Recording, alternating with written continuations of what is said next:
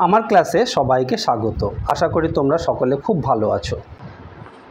আজ আমরা ভাজ্য, ভাজক, ভাগফল ও ভাগশেষ সম্বন্ধে জানব।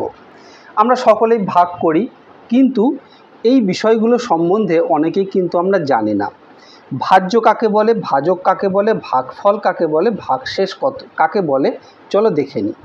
ধরো এখানে একটি ভাগ অঙ্ক দেওয়া হলো 25 ভাগ 4 সমান কত, এই রকম একটি অঙ্ক দেওয়া হলো। তাহলে কি করতে হবে? 25কে 4 দিয়ে ভাগ করতে হবে।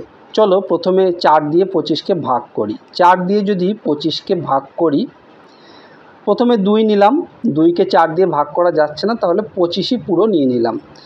25-এর ভিতরে 4 কতবার যায়? 6 বার। 4 6 24। এবার বিয়োগ করতে হবে, বিয়োগ করলে কত থাকবে? 1। 25-এর থেকে 24 বিয়োগ করলে 1 থাকলো। এইবার যেটি হলো, দেখো 4 দিয়ে ভাগ করা হয়েছে 25কে। এই 4 হলো ভাজক, অর্থাৎ যেটিকে দিয়ে ভাগ করা হয় তাকে আমরা বলি ভাজক। এখানে লিখি, এই 4 হলো ভাজক। 25কে ভাগ করা হয়েছে, যেটিকে ভাগ করা হয় তার নাম হলো ভাজ্য। এখানে ভাজ্য লিখলাম।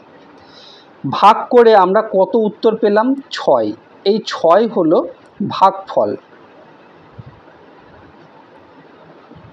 আর ভাগ করার পরে দেখো 1 অবশিষ্ট থেকে গেছে, একে বলা হয় ভাগশেষ।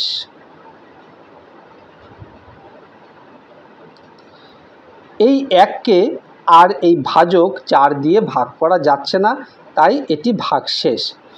তাহলে দেখো ভাজ্য, ভাজক, ভাগফল এবং ভাগশেষ কাকে বলে আমরা কিন্তু খুব ভালোভাবে বুঝে ফেললাম।